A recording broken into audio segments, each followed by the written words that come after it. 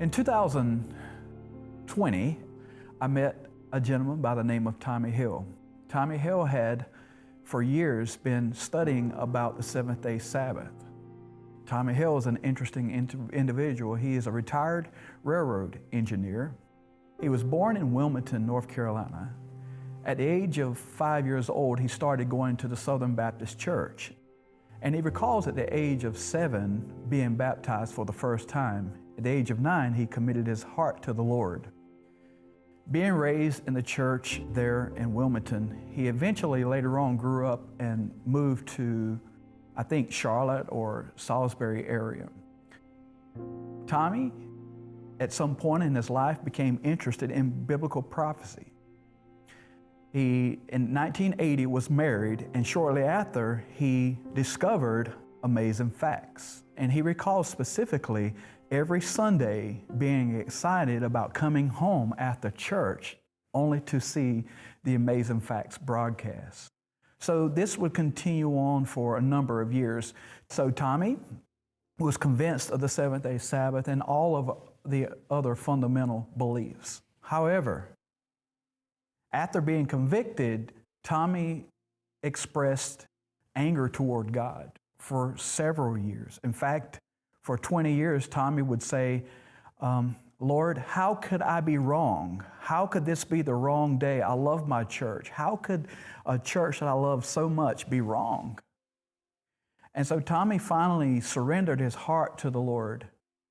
And so one day he decided 6 months prior to meeting him that he was just going to go and find the church. Well, lo and behold, there's a church right down the road from where he was living, the Concord Seventh Adventist Church. So Tommy discovers the church, and he admits that he didn't come the first time, but he called the church, and the head elder, which was Melvin Brannon, he answered the phone, and I praise the Lord for faithful head elders and receptionists. And the first thing comes out of Tommy's mouth is, I'm a Southern Baptist, and I want to transfer my membership to the Concord Seventh Adventist Church.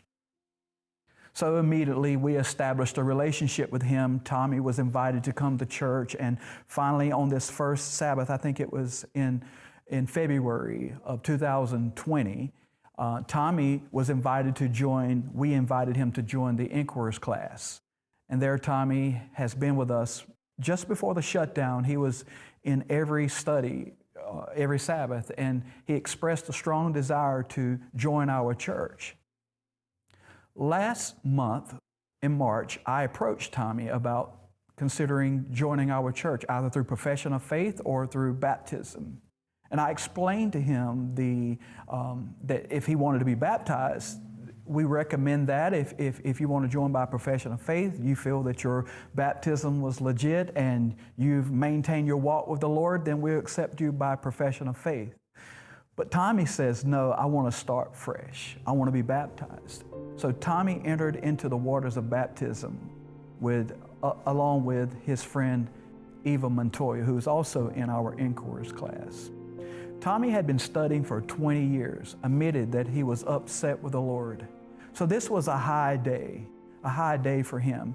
And up to this point, Tommy had been trying to witness to his family, meaning particularly his wife and his daughter. They have not been openly accepting of the message, naturally because it was new to them. And so Tommy just kind of backed off of them for some time. But on the day of the baptism, they were all there, present, to support him in his decision. As you can see in this story of Tommy Hill and Eva Montoya, evangelism plays an important role in reaching souls and sharing God's love throughout the world, particularly here in the Carolina Conference.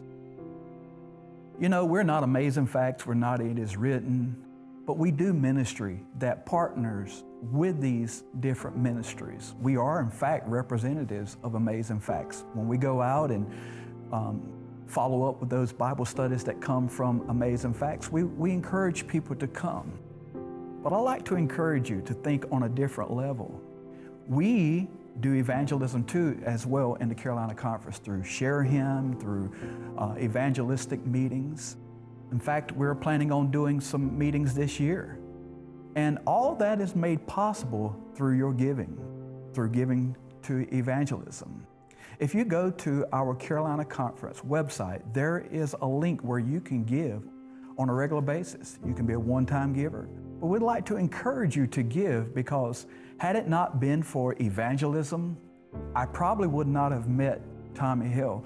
And there are thousands of people out there that are waiting for the call to be evangelized, to be given an opportunity to join the Seventh-day Adventist Church.